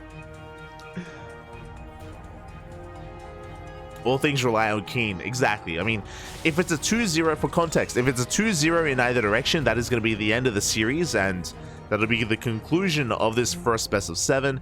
If it's a 1-1, then we go to the ace match. And I'm pretty sure that Special would be the ace player for Team Rotti. I say that. Am I confident in saying that Special is in better form than uThermal? Probably. Yeah, probably. I do think maybe I rely on Juanito over the YouTube man, I think. When it comes to Neo Humanity, when it comes to KWANGDONG Freecs, if they do go to the ace match, I wonder if we're going to get an ace match between Sue and Special and we'll have a game 3, or if they have the Senpai up against the students, you know, if they have TY versus Special instead, which would be a lot of fun.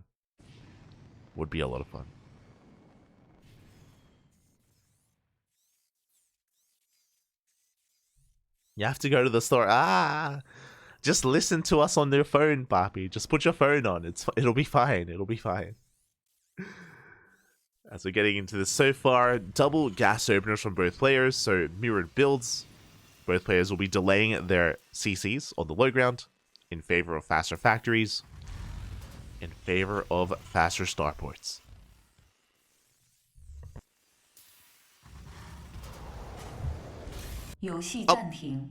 Oh, as it looks like we are getting a bit of a pause here. Hopefully everything is okay. But looks like we have just maybe some technical issues. Maybe Uber Eats has arrived. Maybe there's some food at the door. It's okay. So Keen just needs a moment. There may just be a bit of a bug or maybe some hotkey issues. But I'm sure they will be resolved.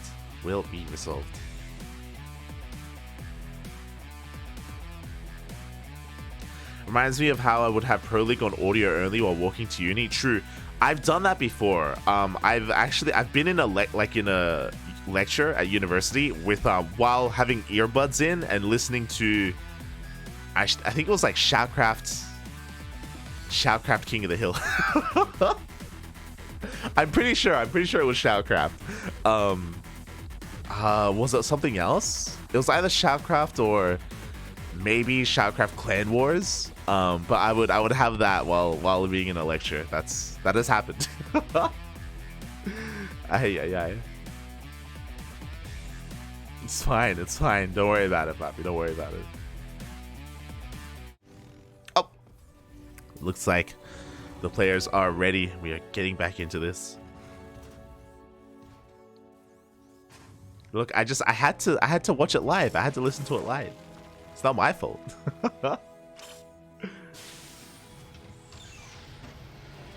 But here we go, we're getting back into it.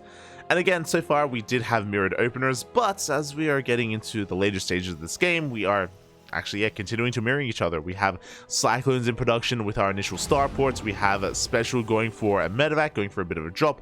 Likewise, so is Keen. As Keen is going to be sending his army across the map. Also, my apologies. Sorry, it's Special. Juanito was on the mind. CuKu is going for a Raven, not a medevac. So much more standard setup here from CuKu. Keen, being a little bit more aggressive, is moving out with the drop.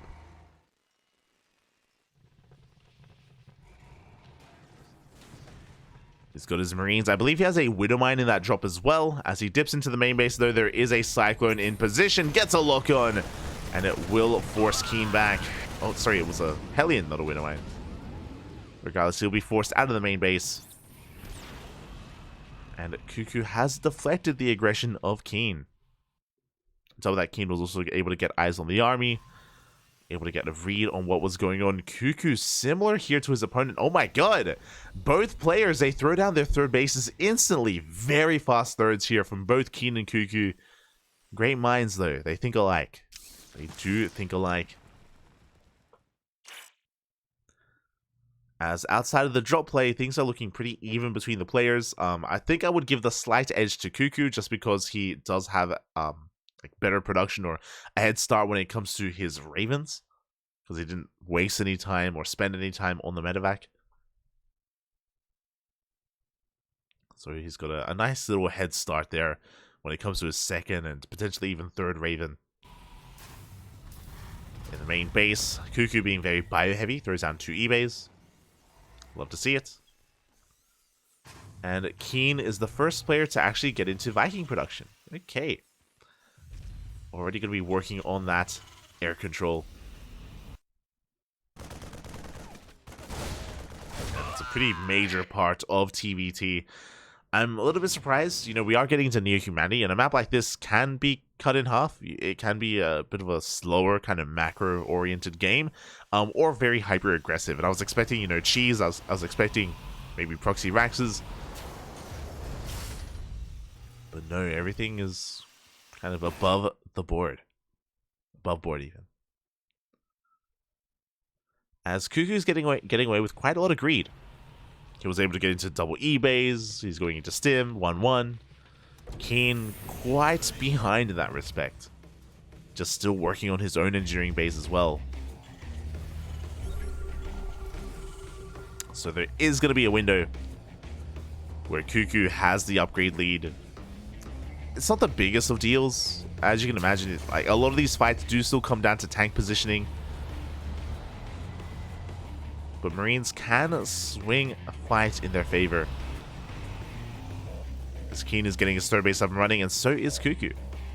We're just chilling.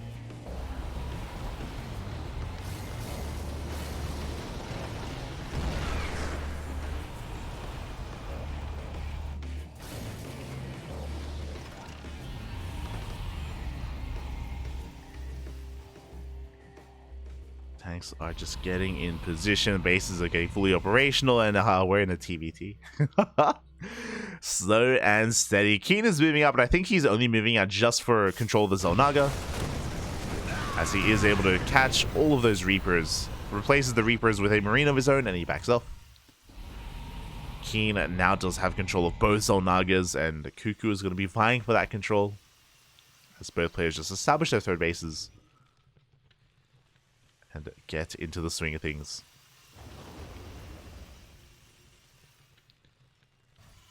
Again, especially with both players rushing into that third base, I don't really expect them to be too aggressive anytime soon. And Near Humanity is known for being one of those macro-oriented maps where we can just cut the map in half and go for a solid 40-minute game. We don't have to go in that direction, but that's where we're headed for now. That's I can see, Poppy, I can see. As CuKu's moving out with a double drop. Again, he does have 1-1. He's going to be taking control of the Xel'Naga. Oof, even takes down the medevac. Very nice cleanup here from CuKu. And we'll be keeping Keen in the dark. It's okay, because soon Keen is also going to rotate over and also take control of the Xel'Naga as well. The ebb and flow of TVT, of map control. Turrets are being thrown down, additional factories. 4th CC on the way for both players, which again does signify that we don't really want to commit to a big attack. We are more concerned with our economies.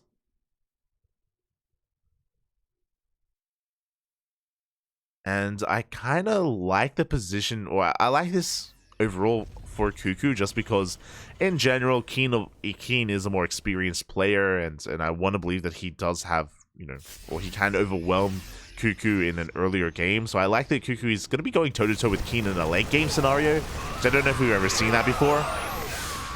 As Keen does overextend and takes a big anti-armor missile to the face. Has to respect CuKu, has to back off.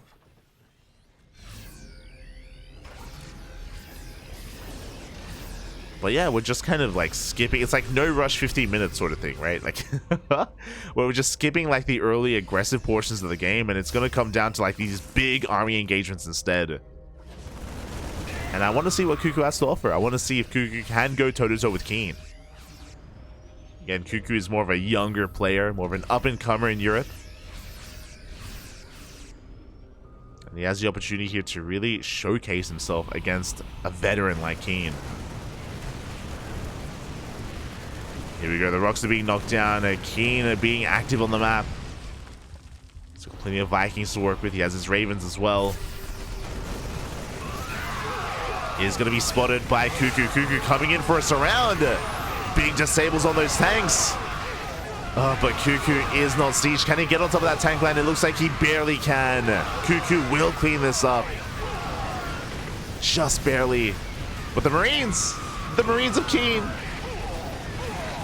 Oh, they are being cleaned up as well. CuKu will fend this off, but as we saw there, Keen was able to maintain control of the air with those Vikings. He cleaned up the Ravens, he cleaned up the medevacs. CuKu lost everything in the air. And because of that, he can't move out. And a big part of TVT is air control. As CuKu did plummet in supply, he was able to survive.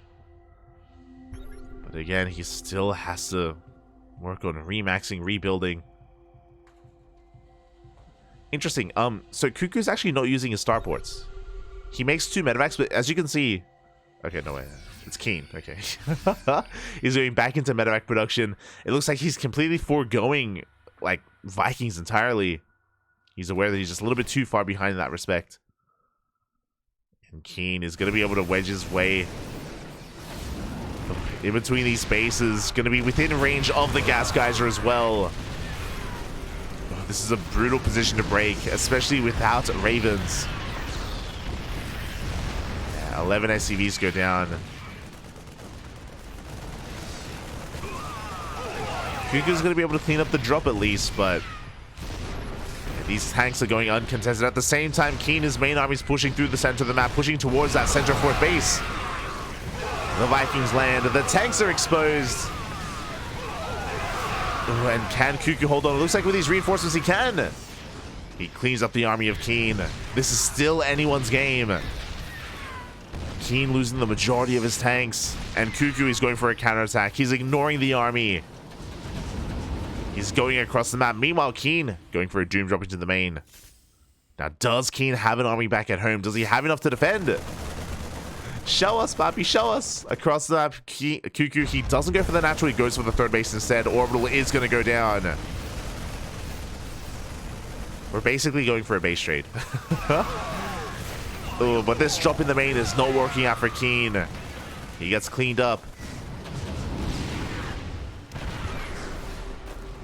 Being contained to his natural. If CuKu wanted to, he could rotate over towards the 4th and even the 5th.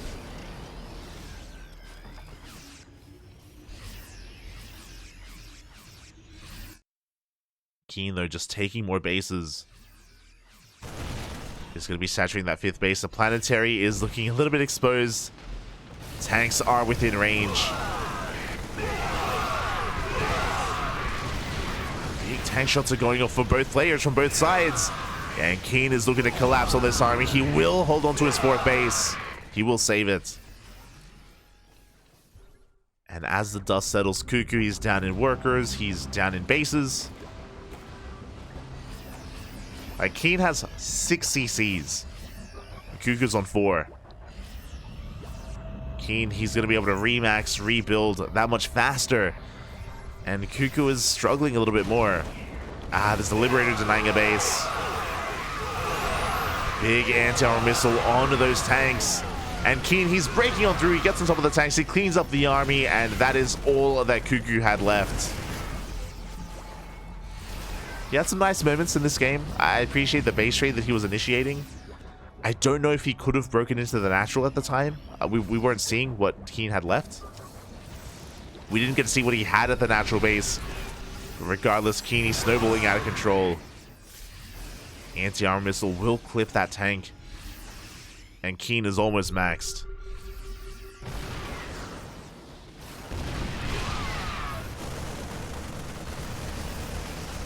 The orbital is exposed.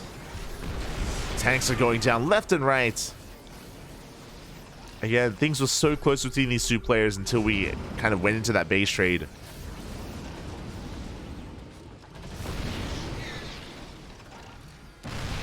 CuKu just taking too many losses, too much damage. He's going to try to drop on the right-hand side, but Keen is able to meet up with the drop.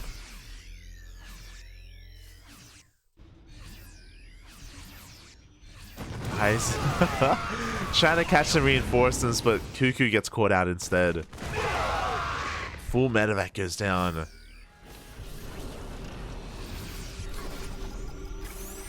And Keen, he's just going to be edging ever closer towards that 3rd base. GG gets called, and Keen will take game number 1. GG. Oh. GG, well played. Things got really chaotic there for a moment, especially with the base trade ensuing when CuKu just sent everything across the map. I do think that CuKu could have rotated towards the 4th base, the planetary of Keen, a lot faster. I think after he killed the 3rd base, he could have either gone straight for the natural or straight for the 4th. Instead, he tried to contain Keen on 2 bases, and he lost a little bit too much in the process. Took a little bit too long, had to back off, and Keen was able to rotate around and get to his planetary in time to defend it. So Keen did kind of come out a little bit ahead, or did trade better in the end there. And it did take game number 1. But it's a best of 2. It's a best of 2, and it is going to be CuKu's map of choice. He's going for Gressvan. Okay. Very large map. Gressvan, very wide open. There are a lot of locations for proxies. You can go for proxy raxes on Gressvan. Likewise, you can also set up for a long game as well, for a macro game. Now, historically, when I think about CuKu, I don't really think of him as a macro player, but we'll see as we get into this. And in the top left-hand corner, for Team Rotti, sending out an SCV, it is CuKu. And in the bottom right-hand corner, we have, for the KWANGDONG Freecs, the red Terran player, it is Keen. And CuKu is crazy because he is indeed going for some proxy racks. We have 2 SCVs out on the field. It's going to be a proxy 2 racks from our blue Terran player in the natural of Keen. Very aggressive position here with this racks. A very bold move by CuKu. And this is the CuKu that I know and love. Like, when I think about CuKu, I think of just a hyper-aggressive player, especially in the early game. What we saw in game 1 felt almost unnatural. It's like, what have you done with my CuKu? Aye, aye, aye. And for the time being, Keen is unaware as to the build that he's up against. Now, if Keen goes for a double gas opener, which he is, he should be working on a factory. And even though Keen doesn't see this, reactively he can defend. As long as he's able to see this with enough time to respond, he can pull some workers. It's very important that Keen keeps this Reaper alive. This first Reaper is crucial for Keen. He's throwing down a spotter depot here on the left-hand side, covering the Reaper cliff. But if Keen loses this first Reaper, then things will very quickly escalate out of control, especially because, oh my god, this is a proxy 3 racks, not even a 2 racks. So CuKu is completely all in with this. Completely all in, just amassing Reapers. Meanwhile, outside of Keen keeping that first Reaper alive, he's going to have to pull the boys. He has to pull SCVs to help buffer, to help soak some hits. He checks, no shot, he checks, he does spot the proxy. Keen, fully aware of what's going on. He pulls some SCVs, has them to buffer, has them to support. Again, it's so important for this factory to finish as well. So far, so good. Oof. A couple more workers have to be pulled.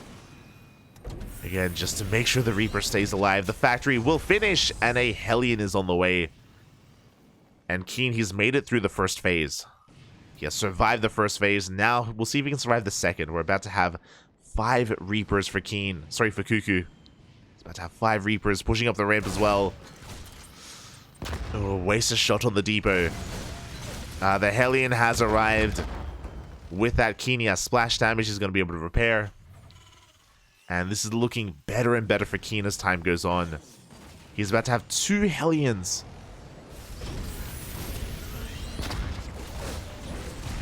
A little bit of a misclick from Keen. He did target fire his own SCV there. Did go down. We do see a scan ahead of time here to try to get eyes on that Hellion. Looks like one Hellion does not go down. Keen keeping every one of his units alive. Oh my god. I can't believe that Reaper is still alive. Finally, Keen loses the Reaper, but again, the defense has been so solid. It's been so insane. As he's just shutting him down at every turn. And now he has enough to push down the ramp. To camp the production here of CuKu. Yeah, it's just too much here. And GG gets called. Keen will take the series 2-0. And the KWANGDONG Freecs will take down Team Rotti here in Code A. GG, well played. Again, looking at this matchup, I did think that Keen was coming as the clear favorite. I was hoping that maybe CuKu would have something special in game 2, and he did. He did have a proxy, but it was scouted immediately, and it wasn't just scouted, but the control from Keen when it came to just preserving his Reapers, his Hellions as well, was very impressive. Very impressive with how he was able to execute that defense and keep everything alive for so long. GG, well played. With that, so the KWANGDONG Freecs do advance on in the bracket. Team Rotti get knocked down to the lower bracket of Code A. And we're going to be going on a short 5-minute break. When we return, we have Berserker Esports versus Invictus Gaming. See you soon. See you soon.